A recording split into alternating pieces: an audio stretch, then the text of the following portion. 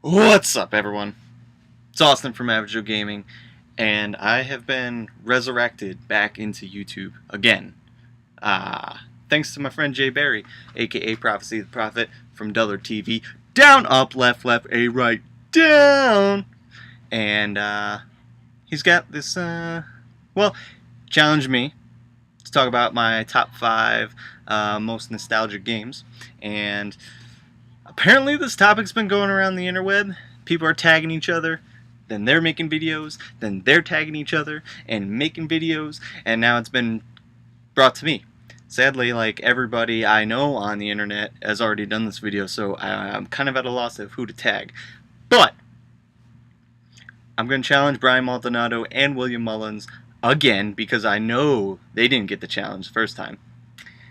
I'm also going to challenge my friend Patrick Pena, who is a movie maker, not really into video games as much, loves retro games though, so I think he would have a pretty cool, pretty fun top 5 nostalgic games. So I'm going to tag him. Hopefully he'll get around to it. I'd love to see his list.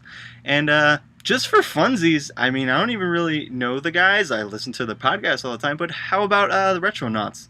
So Jeremy Parrish, Bob Mackey, even the US Gamer crew like Cat Bailey and stuff. Hey, if you guys want to do this, feel free to join in, pass it along. Maybe the entire internet can make a top 5 nostalgic games thing. Anyway, let's get to the list, because that's what we're here for. I don't have them in order, and also I don't have 5, so fuck it. Let's get around to it. Number 1, because my phone's being dumb, but I know this off the top of my head, is Poki and Rocky. That's Poki and Rocky. It's a Super Nintendo game made by Natsume, I think? Pretty sure. Poki and Rocky is like a top-down action game, kind of almost like a shmup, but a mix between like a shmup and Zelda, I guess you could kind of say. But it's very action-oriented. You play as a little Japanese girl or a little raccoon boy, and you throw shit like crazy against all these Japanese mythical beings and spirits and things, and you just throw shit like crazy, and it brings back the feels. It's got great music, great sprites. I played it with my mom like non-stop, and I never actually had it. I just rented it a lot. So thankfully, a couple years ago, me and previously mentioned friend Patrick Pena, we were talking about it. I ended up buying it on eBay for a decent price compared to what it is now. It's like $300. And we went through the whole game on easy with the most lives enabled, because the game's pretty hard. But yeah, Poki and Rocky is fantastic, and I implore anybody who likes old Super Nintendo games to go and play that game, because that game is awesome. Next on my list, number 2, again, no order here, but number 2 is Tenchu. Stealth Assassins, PlayStation 1. Great game, stealth game. When I was a kid, like, ninjas were my thing. Fucking loved them. I think Halloween for like 6 years straight, I was a ninja. A different costume, different ninja costume every time, but always a ninja. And Tenchu came out, and it was just like the epitome of what a young teen, I don't even think I was a teen, just young 10, 11-year-old kid like thinks about when he thinks about ninjas, thinks about Tenchu.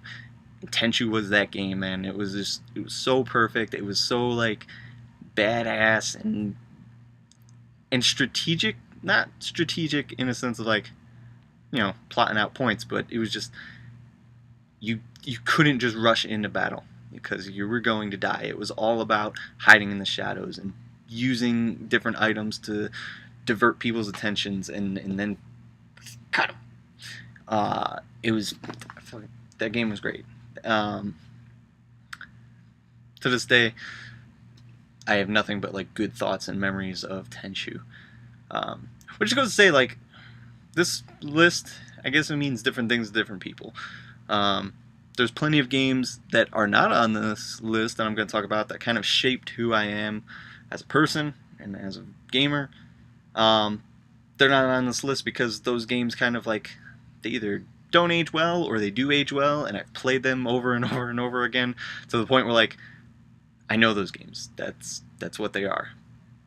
But these games on this list, they're games that are specific to a certain time period in my childhood, and when I think about them, or even when I go back and play them now, they still kind of bring up this really good feeling inside of me and just brings me back to childhood. So that's kind of what these games mean to me. Let's get another game in here.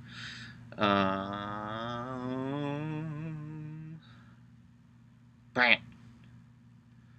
Nope. Bang. Ultimate Mortal Kombat 3. A lot of people have nostalgia for Mortal Kombat. That's well within reason. A lot of people have nostalgia for Mortal Kombat in the arcades. That's well within reason. I was really young around Mortal Kombat's early conception, so I didn't get to the arcades that much. I wasn't part of that scene very much. Ultimate Mortal Kombat 3 was the game that, like, the first Mortal Kombat game I owned, and I got it for Super Nintendo, and I got it for Christmas, and I got to open that specific present before my parents woke up. Well, they let me. You know, I woke them up, and they're like, it's 5 o'clock in the morning, just go to sleep, you crazy fucking kid. And I was like, please just let me open one present. And they let me open Mortal Kombat 3. Played it like nonstop for 4 or 5 hours until they woke up, and then got to the rest of the presents. That was all junk.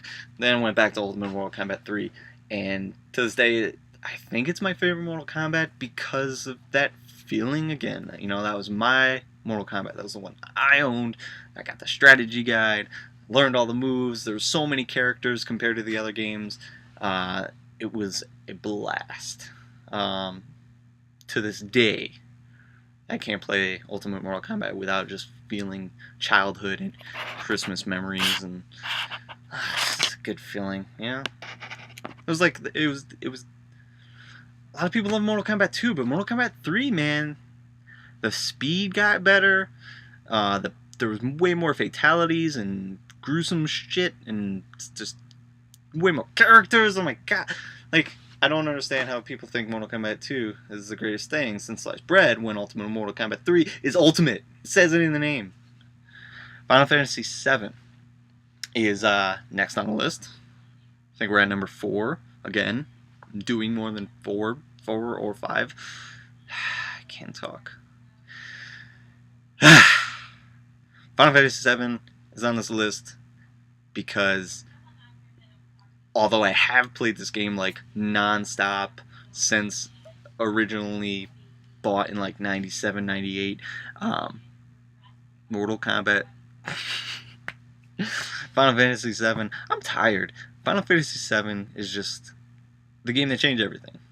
The game that changed everything for me. Made me realize what games could be, how much more than just jumping on turtles or getting a high score was, like, or beating an opponent in an arcade.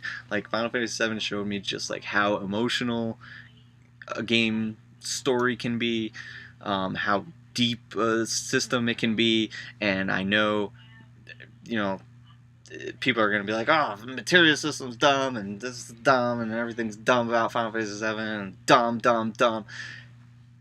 I was like 10 or something, I don't know, and Final Fantasy VII just spoke to me, and to this day still speaks to me, and it just, I fucking love playing that game so much.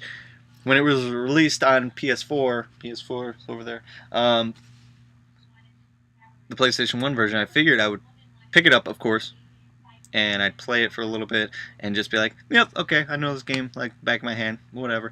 Nope, I picked it up, and, like, it just instant big smile across my face, and I was just like, oh my god, here there's the song, and all that's the sound effect, and the music playing, and those blocky Lego characters. Ugh. And again, brought back all the feels like it always does. Final Fantasy 7, just, it was a game changer for me. I think a complete game changer for the industry, and yeah, Final Fantasy, Final Fantasy 7, Final Fantasy 7, Final Fantasy 7. Oh, so good. But moving on, list more nostalgic gaming. Soulcalibur on the Dreamcast. That is a game that just there. I'm 27 years old. That means it's safe to say I've had 27 birthdays. The day I got my Dreamcast, or the birthday I got my Dreamcast, and I had Soulcalibur, and I had like all of my friends over, and we spent the night and we sat up playing Soulcalibur all night long. That lives to this day as one of like the greatest days. I remember that day so vividly, and it was just so good. Everybody, like, right from the start, kind of just like grouped and picked their characters. My friend Adam was Maxie, my friend Ronnie was Nightmare. It was just like, it was such an awesome, fun experience with like all my good friends at that time, and we just beat the shit out of each other and pass the controllers around. Yeah, and then going on with Soulcalibur, my buddy Rob and I would, just go in training modes with infinite life and just beat the crap out of each other for hours, just training against each other, like we were legitimately in martial arts or something, where you're sparring with people, but we did it in a video game. And yeah, to this day, Mitsurugi for life. There's no other character in Soulcalibur for me. There never will be. If they take him out of Soulcalibur, I may never play the series again. That's all I'm saying. That's all I'm saying. But yeah, Soulcalibur still kind of, even the newer ones, like, I still kind of remember that time, that birthday and just those early days of Soulcalibur. I still think the first one was the best one, personally. But, games gotta get old. And bring some new characters, I guess. I don't know. I'll still rather play the first one more than any other one. So that was 5. I think that was 5 games, maybe. Next one I'm gonna say, and I might end on it, is Super Mario Kart.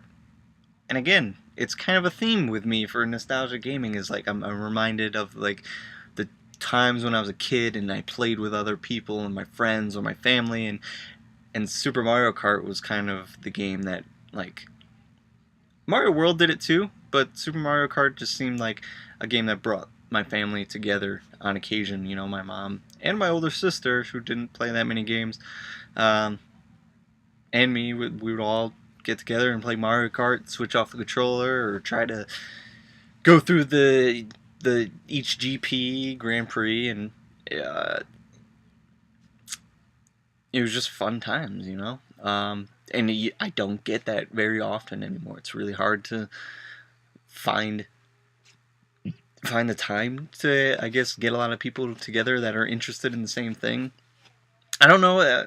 That's kind of a weird thing about games now. Is I almost feel like back in the 80s and 90s, it didn't matter what kind of game it was. Like, a good game was a good game, and people were going to play it and have a good time. And now it kind of seems like everybody's, like, in their own genres. Like, okay, these people now have gone to phone games because they just want to play clickers and puzzle quests, or fucking Candy Crush. There we go. That's Candy Crush, Puzzle Quest, different things. Or we got these guys they just want to play Call of Duty, Battlefield, Madden. Okay, now these guys only want to play Trails in the Sky and Final Fantasy. And, like, I don't know. Maybe it's just me, but I kind of feel like people have kind of taken sides, I guess, in gaming, and that kind of sucks. Because I feel like I like playing everything, Overcooked is a good game to play with your friends and family. But yeah, back to Mario Kart. That first game is the best. Period. Some people say 64. I don't think so. I think Super Mario Kart, Super Nintendo, is the best Mario Kart. I love the soundtrack on that, which is weird because I will go on record saying, like, I'm not a big fan of Super Nintendo sound chips. Like I'm just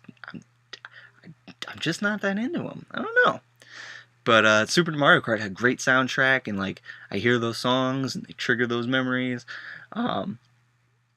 I love the fucking hopping and the drifting in that game. Feels so like ridiculous and tight, and it's just a great game. Like all Mario Karts are good, and I think I've said Mario Kart 8 is the best Mario Kart, but that's not counting Super Mario Kart.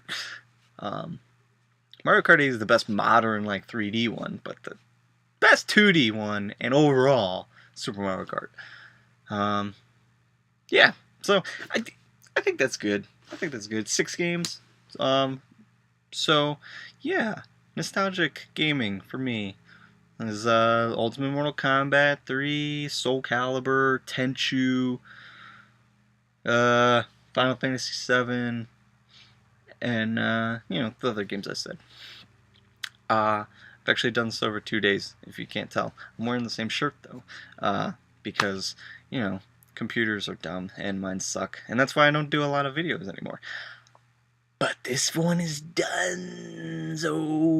So if you wanna like this video and do that and talk to me, let me know your games. Let me know what's on your list. If you want to talk to me more about games, I love to talk about games. Please let me talk to games about you.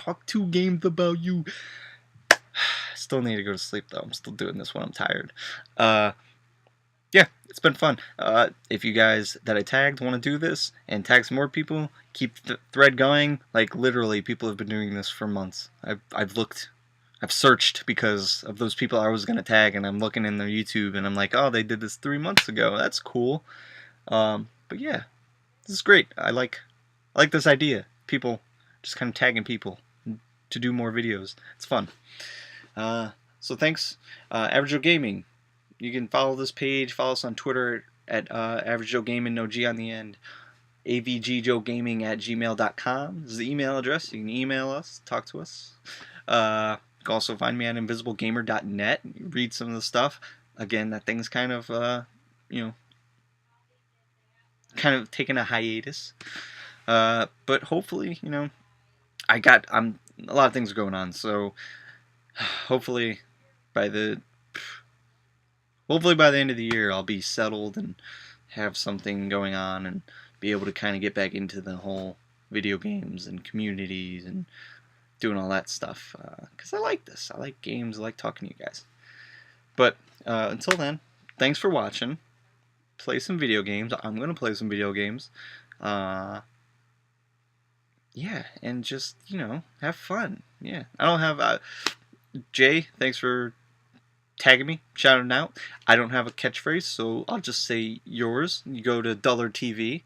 Down, up, left, A, right, down. And, yeah. Everybody, have a good night. Have a good morning. Have a good day.